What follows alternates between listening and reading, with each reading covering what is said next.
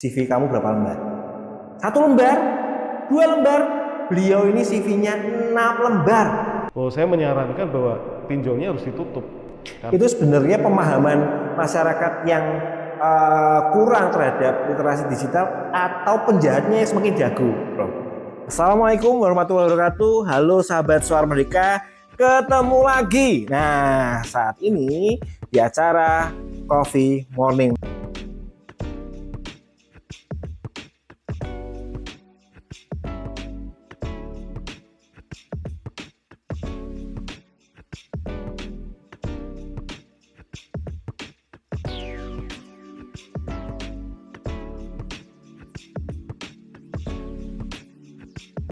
Nah, yang luar biasa pada pagi hari ini, teman-teman semua, kita akan berbicara dengan seseorang istimewa. Kenapa? Coba bayangkan, CV kamu berapa lembar? 1 lembar? 2 lembar? Beliau ini CV-nya 6 lembar. Luar biasa sekali kan? Tidak berlama-lama, gitu kan? Kita akan panggilkan Prof. Dr. Ridwan Sanjaya, MSIIC. Selamat pagi, Prof. Apa kabar, Prof? Selamat pagi, luar biasa. Wah, matur nuwun sekali loh, Prof. Rawuhannya luar biasa sekali. Izin ya, Prof. Saya tadi cerita 6 lembar membacakan secara singkat CV-nya, Prof. Tapi tadi saya sempat hurufnya kebesaran. dalam, Prof. Hurufnya kebesaran. Oh, jadi halamannya banyak. Enggak, ini itu tuh kalau saya, Prof. CV-nya 2 lembar, yang halaman pertama tuh cuma foto, Prof. Jadi yang kedua bukan. Ini luar biasa sekali. Jadi 2013 sampai 2016 wakil rektor di bidang akademik, 2016 sampai 2017 wakil rektor di bidang kerjasama dan pengembangan, 2017 sampai 2021 rektor Unika Sugio Pronoto, Unika, teman-teman. Dan terus menulis 110 buku teknologi informasi sejak tahun 2002. Mohon maaf, Prof. Ini 2002 itu waktu itu memulainya sejak lulus S1 ya. Lulus S1 sudah memulai menulis buku. Karena ada Ono Wipurbo, Bapak Ono Wipurbo yang ngajak. Ono Wibowo sudah memulai ya 110 buku teknologi informasi. Board of Advisor ISEC Semarang sejak 2013. Luar biasa, Pak Pulung. Ini saya Pak Pulung, maaf, ini sampai sempat bacanya aja tuh kesempat Pak. Ya makanya nih nanti jadi celat. Itu karena banyak waktu, jadi bisa kemana-mana. Prof, daharinya itu nopo toh, Prof, kok bisa sampai Dewan Pakar PGRI Jawa Tengah sejak tahun 2020. Nah, ini Pak Pulung nih, penasehat wayang orang Ngesti Pandowo sejak 2020. Tertarik juga dengan kita tanyakan langsung ke siap. Bisa waktu itu dalam tanda kutip kurang galian Ngesti Pandowo itu mungkin bisa sedikit di latar belakangnya. Apalagi panjenengan kan IT minded gitu. Jadi banyak yang meragukan memang ketika saya terlibat di Ngesti Pandowo. Karena biasanya kalau kita itu yang matanya segaris itu biasanya pada nggak suka katanya. Semua yang modern yang disuka, bukan yang tradisional. Tapi kalau kita lihat sejarah itu dari sejak zaman dulu ketika Gris masih ada di tempatnya Paragon itu yang nonton itu multi etnis. Bahkan termasuk yang encim-encim itu juga ikut nonton. Artinya memang tontonan itu bukan tontonan kelompok-kelompok orang tertentu, ya semua orang. Nah, kebetulan pada waktu saya ada di Thailand ketika studi itu sering ngajak teman-teman dari Indonesia keliling, termasuk ke tempat-tempat wisata seperti itu, nonton ada wayang di Thailand dan lain sebagainya. Mereka kagum, mereka seneng. Nah, padahal di Semarang ada. Pada waktu saya penelitian pun mahasiswa saya ajak, mereka bilang, loh kok ada sebagus ini di Semarang, kami tidak tahu. Makanya kemudian kita bikinkan beberapa pendekatan, termasuk media sosial, termasuk bagaimana pembelian tiket dari jarak jauh dan lain sebagainya. Nah, sejak saat itu maka kemudian diajak masuk ke dalam Ngesti Pandowo untuk jadi bagian dari Ngesti Pandowo. Gitu. Menarik sekali, Pak Pulung. Atau Prof kan kalau nggak salah sejak kecil nggak begitu akrab ya, Prof. Nah, sejak kecil nggak ada namanya wayang orang nonton, itu nggak ada. Ya kalau barongsai malah tahu gitu. Nah, jadi wayang orang itu justru mulai ketika mengenalkan teman-teman di Indonesia, dari Indonesia itu di Thailand. Kemudian baru pulang ke Indonesia, loh yang gini tuh banyak di Indonesia, termasuk di Semarang. Kenapa nggak kita eksplorasi lebih jauh gitu? Ternyata tidak salah, teman-teman sebetulnya butuh, asalkan ada yang membantu menyalurkan. Gitu. Makanya kemudian butuh akademisi untuk bisa masuk membantu di sana. Kolaborasinya Prof, waktu start itu dengan siapa aja Prof? Selain dengan akademisi, apakah pemerintah atau swasta juga untuk support itu? Ya kalau saya biasanya merujuk pada itu ya, pemberitaan. Jadi kalau kita googling pemberitaan di tahun 2016-2017 itu baik pemerintah kota, karena memang ini wilayahnya pemerintah kota, tapi juga pemerintah provinsi itu juga support. Di samping akademisi dari berbagai universitas juga membantu. Jadi Undip itu sering bantu, UNES sering bantu. Nah, pada saat itu Unika juga mau ikut bantu. Karena kalau hanya sekedar kita hanya membahas saja, kemudian menuliskan saja tanpa kemudian melakukan action, itu kan rasanya cuma jadi teori belaka. Makanya kemudian saya ngajak mahasiswa untuk masuk ke sana. Kenapa kok kira-kira Anda tertarik di sini? Apa yang lebih, apa yang kurang? Dan kemudian itu yang kita berikan masukan ke mereka. Salah satu temuannya tadi, bahwa pada saat ini media sosial, pada saat itu media sosial tidak digunakan, padahal anak-anak muda mengaksesnya dari media sosial. Pada saat itu, orang-orang sudah terbiasa melakukan reservasi lebih awal, sehingga tidak harus datang ke lokasi baru kemudian beli tiketnya, tapi bisa jauh-jauh hari. Bahkan mungkin bukan hanya jauh-jauh hari saja, tapi juga di wilayah yang berbeda. Dan memang dalam beberapa minggu sejak penelitian itu, ketika kita melakukan action plan, itu beberapa turis dari Cina datang nonton. Gara-gara kita meletakkan pembelian tiketnya itu secara online pada saat itu. Nah, itu yang kemudian membuat kita jadi tahu kira-kira apa yang harus kita perbuat untuk Ngesti Pandowo, untuk melestarikan kesenian, biar sampai anak cucu kita itu tahu dan menikmati. Menarik sekali Pak Pulung. Nah, itu kan tadi kontribusi yang sudah diberikan Pak Pulung untuk Ngesti Pandowo. Nah, kalau secara global yang lagi ini kita berbicara sesuatu yang sedikit lebih besar, Prof. Di kemarin itu sosial media itu lagi trending mengenai sistem keamanan data. Jadi teman-teman, tadi saya juga udah melihatkan sekilas video dari Mr. Bird gitu kan, tentang keamanan data yang sangat rentan gitu kan, Prof. Nah, pertanyaan saya itu apakah memang serentan itu toh, Prof? Jadi data yang kita miliki itu bisa sampai ke tangan ketiga, keempat gitu kan. Apakah benar data itu tuh A1 atau cuma sebatas data aja, data sampah aja? Ya, memang selalu ada celah dimanapun itu. Jadi Mr. Bird juga pernah cerita, nggak ada satupun yang tidak benar-benar itu ya, benar-benar aman gitu. Pasti ada celahnya. Tetapi di tempat kita itu celahnya begitu luas, begitu memungkinkan banyak orang untuk terlibat. Karena kita tidak punya protokol, jadi nggak punya satu mekanisme bagaimana kalau sampai data itu bisa dimiliki oleh sebuah institusi dan kemudian akhirnya bocor. Itu apa hukumannya? Apakah yang mengelola itu kemudian dihukum, tidak boleh beroperasi, atau kemudian diminta untuk mengganti kerugian, atau bagaimana?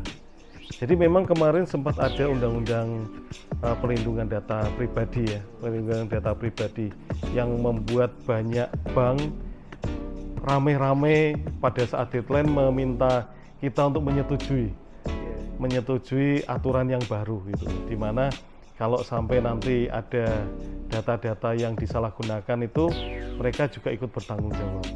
Nah, karena dulu itu banyak orang yang menganggap sepele data pribadi, maka data pribadi itu bisa saja tidak ketahuan ketika dibawa keluar dari institusi. Padahal kalau misalkan bank itu punya data tadi ada nama, ada NIK, ada nama orang tua, itu sudah cukup sebetulnya untuk membuat bank atau instansi keuangan itu memperbolehkan datanya diubah atau memperbolehkan datanya kemudian ditutup gitu. Karena ada data-data krusial yang ternyata berhasil keluar dari institusi itu. Nah, padahal data itu adalah data yang disyaratkan untuk segala proses keuangan. Jadi mungkin juga pihak pemerintah ataupun otoritas jasa keuangan juga perlu memberikan itu ya, masukan. Jangan-jangan prosesnya sekarang ini harus diganti karena sudah pasti bisa ditembus gitu. Karena data yang beredar di luaran itu sudah cukup banyak yang menggunakan data-data sampai dengan identitas orang tua. Betul. Sampai pengajuan pinjol itu kan, Prof. Jadi ada beberapa itu kemarin berita itu bahkan sampai ditagih sekian ratus juta untuk sesuatu yang tidak diketahui. Itu kan agak ini ya, Prof, agak menakutkan ya. Tahu kalau data kita ternyata digunakan oleh orang lain dan itu sangat merugikan kita secara pribadi.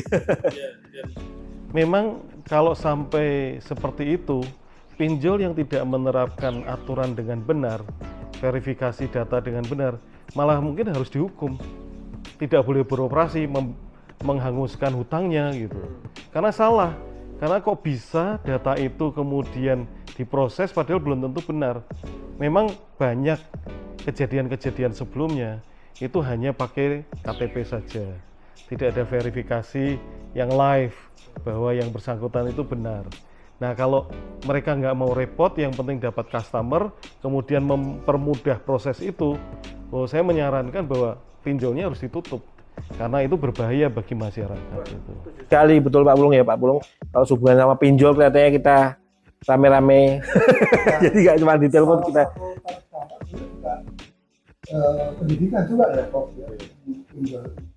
Kira-kira gimana, Prof? Ini lebih tahu tentang risiko, cara ketentuan, tapi kok ya yang dalam tanda kutip melek narasi literasi, tapi kok malah yang dampak yang lebih besar dari situ.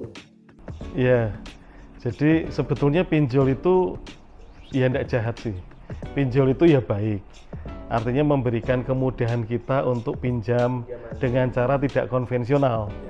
Jadi kalau dulu harus datang ke lokasi, harus menunjukkan berkas-berkas fisik, sekarang nggak harus. Dari mejanya pun bisa, berkasnya pun bisa diupload secara soft copy. Itu sebetulnya fine-fine saja. Sampai pada satu titik di mana ketika mereka nggak tahu kalau ternyata yang didaftarkan itu bukan orang yang sebenarnya. Terus mereka juga nggak tahu sebetulnya bunganya bisa saja lebih rendah, tetapi biaya administrasinya luar biasa. Nah, informasi-informasi seperti itu ketika tidak diinformasikan ke banyak pihak, itu seringkali orang sudah terlanjur merencanakan, kemudian baru tahu kalau ternyata tidak seperti yang dibayangkan. Betul. Akhirnya terjerat. Ya udah sekali, 2 kali, 3, 4 pinjol. Akhirnya kena dan kemudian nggak pernah selesai gitu. Dan orang-orang di dunia pendidikan itu bukan berarti kemudian arti kata semua berpendidikan artinya memahami resiko-resiko itu tidak. Ya mereka memahami bidang ilmunya, tetapi resiko-resiko di bidang keuangan itu kan juga mereka belum tentu menguasai. Nah, padahal kebutuhannya banyak orang-orang pendidikan, terutama mahasiswa-mahasiswa. Kalau pas lagi uangnya tipis dulu, makanya mungkin itu ya mie instan gitu ya.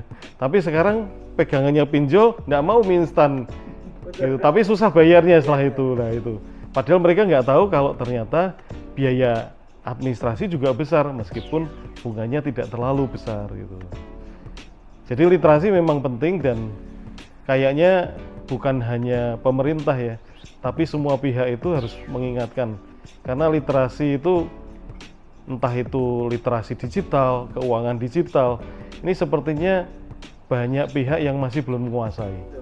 Karena data di publik itu yang memahami tentang literasi digital juga ya setengah dari angka rata-rata ya. Jadi 3, sekian dari skala 5 gitu. Itu sebenarnya pemahaman masyarakat yang kurang terhadap literasi digital atau penjahatnya yang semakin jago, Prof? Bisa juga. Jadi kita berlomba dengan banyak hal.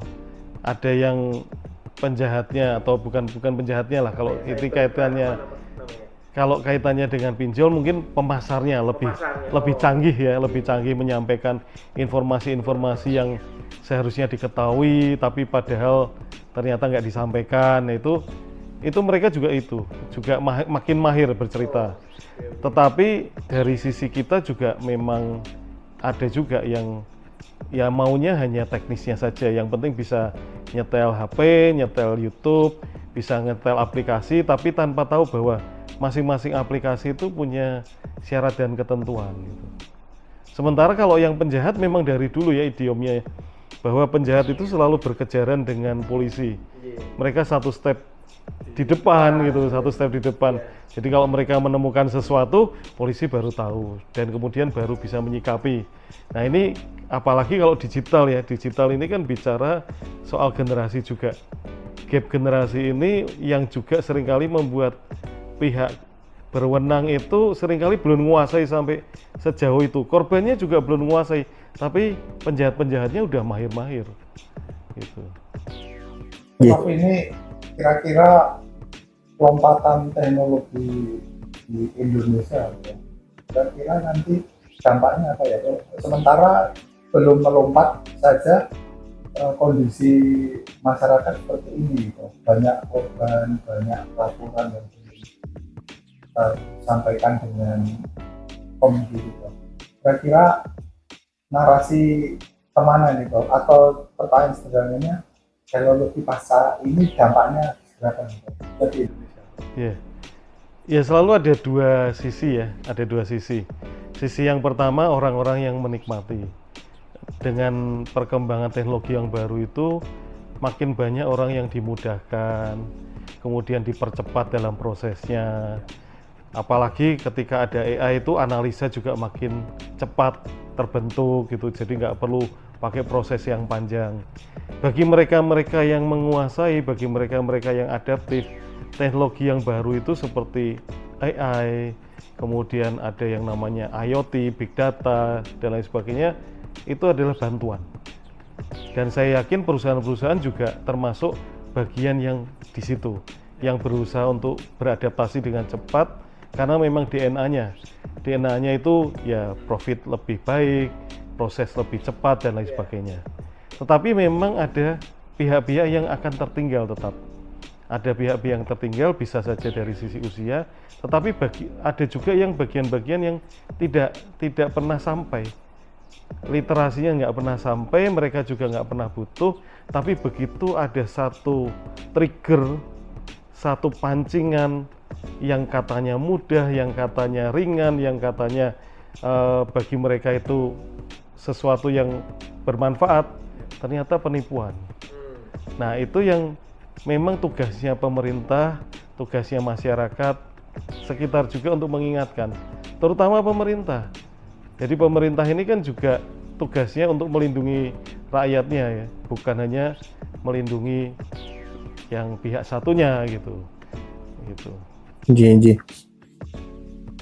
Terus Prof, dengan susunan kabinet yang baru ini ada Kementerian Pendidikan Dasar, Menengah dan Tinggi sendiri, kebudayaan sendiri, rasanya makin tajam atau fokus gitu, Prof.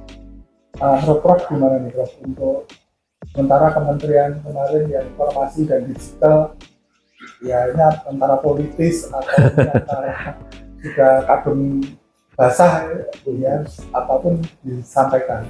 Prof menanggapi yang ini, Prof, kabinet yang baru ini dalam artian sebagai pribadi gitu. Ya, tampaknya perubahan di pemerintahan itu tidak sekali ini ya terjadi, sudah berkali-kali. Ada kementerian yang ditutup, ada kementerian yang dibuka. Memang jumlahnya yang kali ini agak besar gitu. Tetapi dalam proses itu selalu entah itu yang ditutup ataupun yang dibuka itu butuh waktu. Entah itu waktu dalam penataan struktur, waktu dalam kemudian pemberian tugas, sampai kemudian bekerja. Nah, butuh waktu itu yang seringkali dikhawatirkan. Bisa 2 tahun, bisa 3 tahun, sampai 1 periode, belum bisa apa-apa, belum bisa menunjukkan apa-apa. Padahal dampak yang diinginkan kalau bisa cepat. Jadi Kementerian Informasi yang sekarang berubah jadi Kementerian Digital itu sebetulnya juga pengennya kalau bisa bukan hanya perubahan saja, tetapi juga mindset yang terjadi betul-betul. Jangan malah kemudian melindungi yang sebetulnya jadi musuhnya masyarakat. Gitu. Jadi bagaimana kok bisa melindungi? Berarti kan ada mekanisme yang tidak dipahami di dalam mindset kementerian itu. Kok bisa ada celah yang bisa dilakukan? Ketika seorang pengembang sistem itu biasanya memikirkan kalau saya penjahatnya, kalau saya hackernya, kalau saya perusaknya, apa yang harus saya perbaiki biar saya tidak masuk.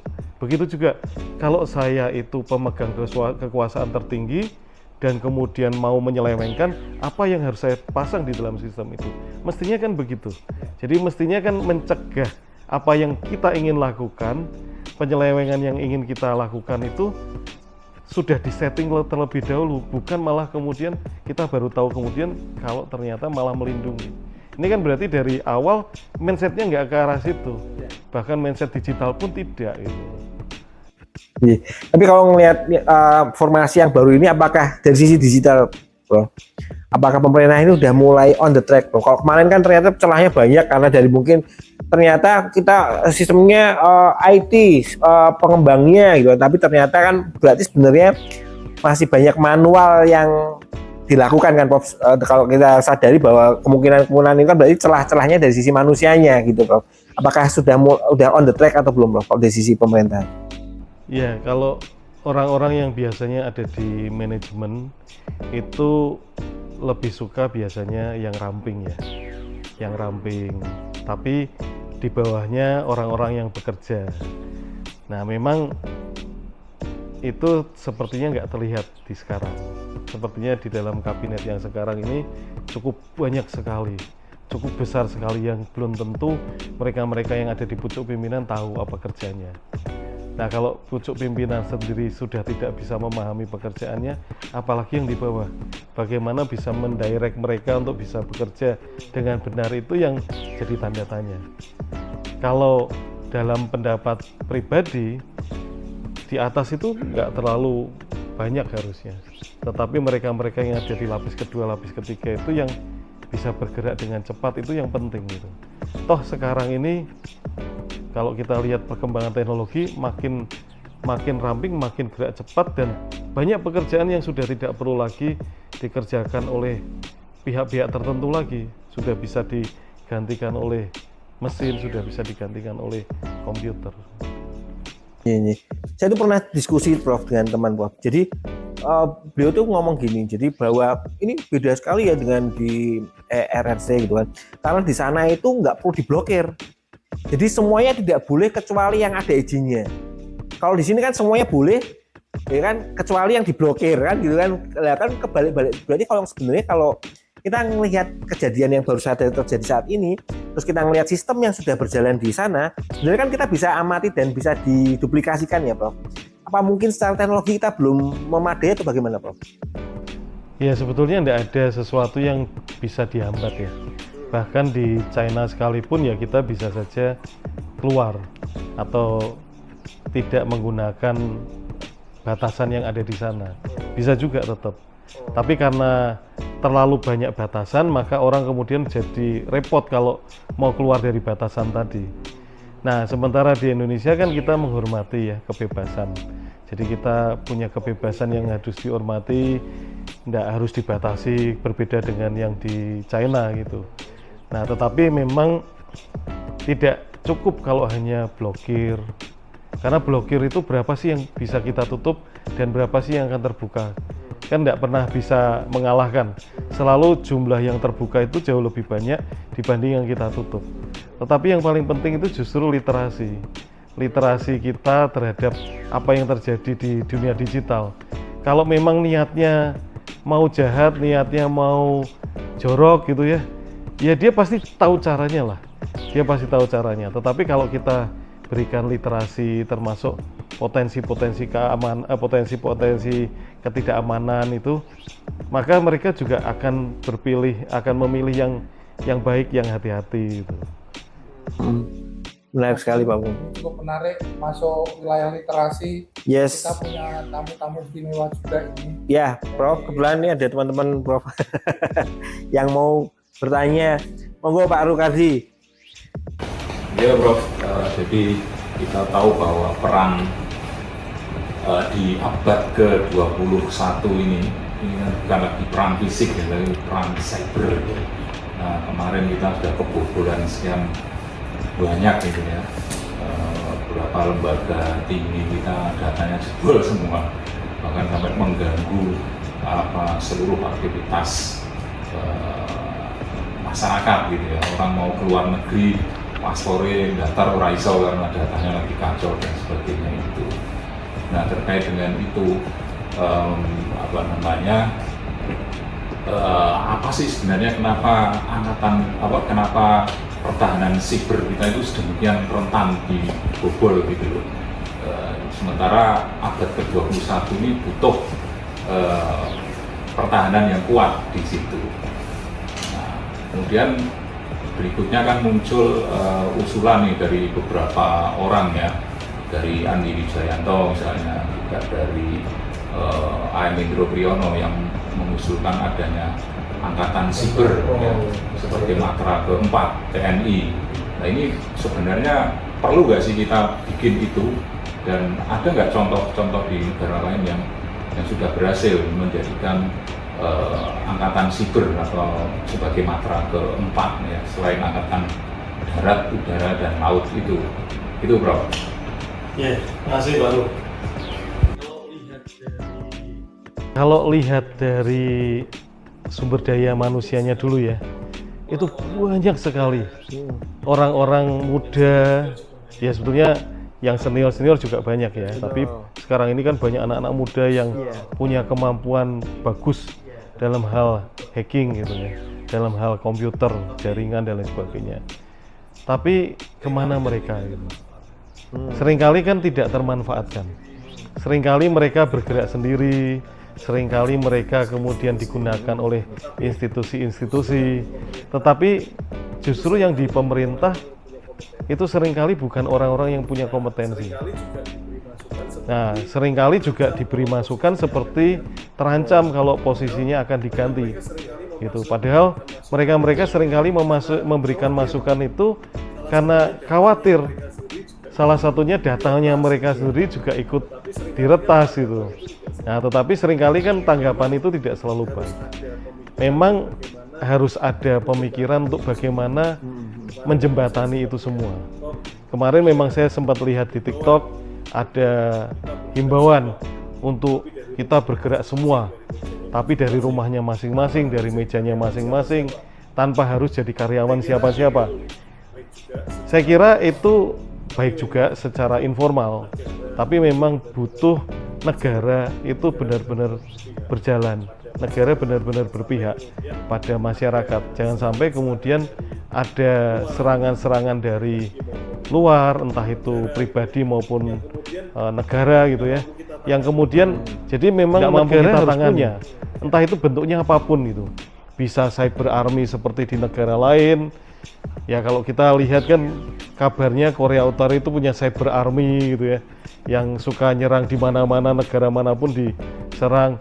Bisa dalam bentuk itu bisa, atau orang-orang ahli yang sekarang ditempatkan di bagian-bagian intelijen. Karena di bagian intelijen juga ada orang-orang yang ahli di bidang itu. Dan bahkan di reskrim pun juga ada. Itulah, tergantung ini mau ditempatkan terpusat, apakah tersebar.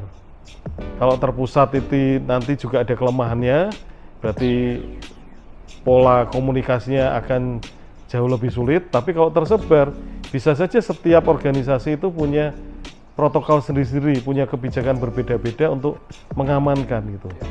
Nah, kalau pendapat saya itu akan jauh lebih mudah ketika ada di masing-masing institusi ya.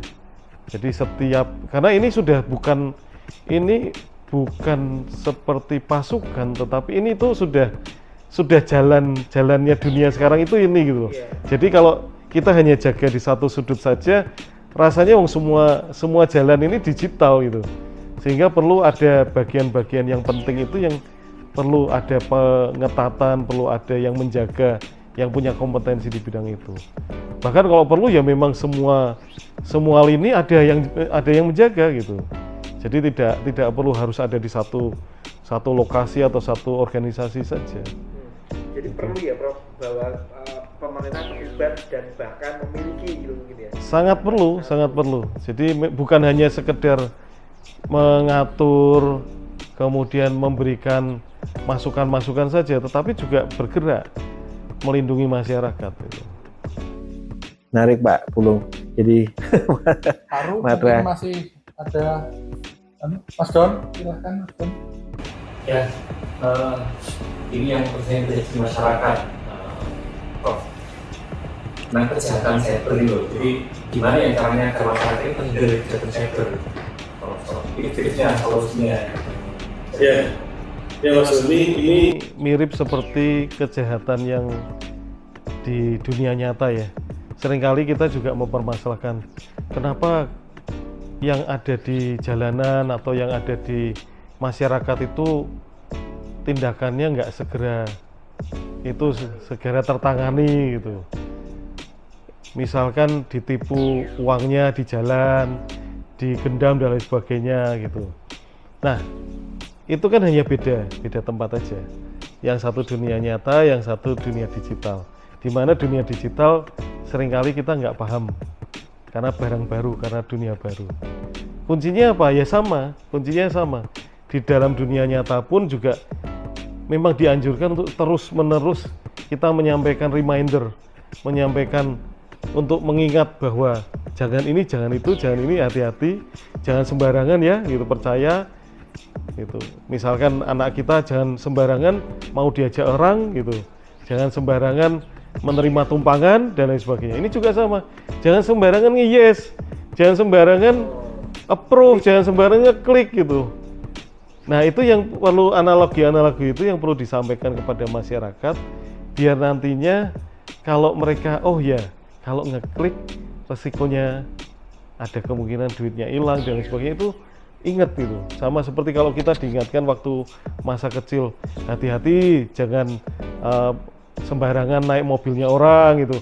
Kan besok-besok kan kita juga akan mikir, iya berarti tidak boleh gitu.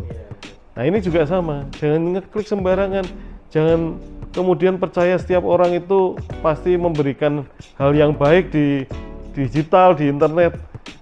Nah, itu yang mungkin terus diingat-ingatkan ya. Tapi media massa juga salah satu agen juga yang bisa itu ya berperan ya. Gitu. Prof masuk ke agen dari media massa, kita teringat sekian waktu yang lalu Prof mengampu konsultasi internet di Surabaya hari Minggu ini, Prof. Kira-kira apakah literasi edukasi yang Prof lakukan itu untuk saat ini apakah bisa relevan dilanjutkan dan dikembangkan ya, Prof? Ya, memang konsultasi atau tanya jawab itu seringkali efektif.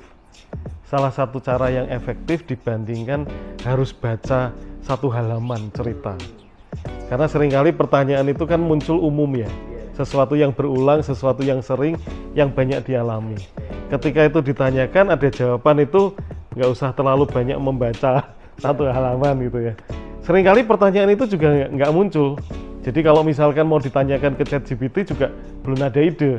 Tapi ada orang lain yang kemudian memunculkan, oh ya ini sama, ini kasus yang sama, jawabannya apa nih gitu. Apa yang harus saya lakukan? Itu yang seringkali membantu masyarakat untuk lebih cepat teredukasi. Jadi literasinya jauh lebih mudah dibandingkan kalau harus baca satu halaman, baca satu artikel gitu. Nah, mungkin itu bisa saja dihidupkan kembali. Siap Pak Pulung, berarti kita harus hidupkan gitu Mas Doni, Pak ya. Pak Haru, Mas Iwan, kita jalankan kembali tulisannya tadi mengenai internet. Prof, saya tuh kemarin baca Prof. Jadi ada metode yang menarik. Di situ tulisannya itu OSIN, Open Source Investigation, gitu kan. Oh, ternyata metode ini itu juga bisa digunakan bagi kami, Prof, media. Nah, untuk memulainya sebenarnya sih mulainya dari mana sih, Prof? Kadang kita pengen belajar sesuatu tapi bingung nih kita mulainya dari mana ya, Open Source Investigation, atau sebenarnya itu tuh metode seperti apa sih, Prof? Monggo, Prof. Ya, kalau metode investigasi seperti itu biasanya saya nggak terlalu familiar. Hanya saja kalau dari selama ini yang saya baca memang kita itu seringkali punya masalah-masalah yang ada di depan, sudah ada di depan kita gitu. Sudah ada di depan kita dan seharusnya bisa jadi start awal untuk kita memulai investigasi, memulai untuk proses bagaimana ada masalah ini dan kemudian solusinya seperti apa. Nah, itu nggak usah jauh-jauh, nggak usah harus cari kemana-mana atau kemudian mencari masalah-masalah orang lain. Start dari sana dan kemudian kita mulai telusuri apa saja kemungkinan-kemungkinan yang bisa jadi solusi, atau kemungkinan-kemungkinan ini akan jadi kesimpulan seperti apa gitu. Nah, dari kondisi-kondisi itu yang memungkinkan kita untuk bisa nggak usah terlalu jauh, yang di dekat saja itu yang kemudian kita dapatkan solusinya, dapatkan kata kuncinya gitu. Siap. Karena Pak Pulung, kalau open source atau OSIN itu stalking itu biasanya stalkingnya ini masih gadis atau perawan gitu Pak Pulung. Jadi stalking wanita itu. Kalau harusnya kan kalau media kan stalkingnya nggak cuma itu Pak. Ini apa, riwayat hidupnya bagaimana, ini kegiatannya bagaimana kan gitu mungkin ya Prof. Kita bisa mendalami sebuah kejadian, sebuah kasus melalui media yang open source tadi. Jadi itu Pak Pulung, Prof Ridwan, saya matur nuwun sekali atas kerawahannya, kehadirannya. Tapi sebelum berakhir Prof, mungkin ada pesan-pesan buat teman-teman muda-muda yang ada di sini Prof. Monggo. Ya, kalau terkait dengan teknologi, ya teknologi ini nggak mungkin berhenti. Kalaupun kita berhenti, yang lain jangan. Ya kita tinggal jadi penonton, tertinggal, atau kemudian bisa beradaptasi. Nah, kalau seandainya kita beradaptasi, maka seringkali kita jauh lebih mampu menangani masalah dibandingkan mereka-mereka yang bertahan untuk tetap tidak sesuai dengan jalan. Jadi mari kita beradaptasi, tetapi dengan Siap, matur nuwun Prof. Oke, sahabat Suara Merdeka, sekian dari kami. Sampai ketemu pada acara podcast berikutnya. Wabillahi taufiq wal hidayah. Wassalamualaikum warahmatullahi wabarakatuh. Wassalam, matur nuwun.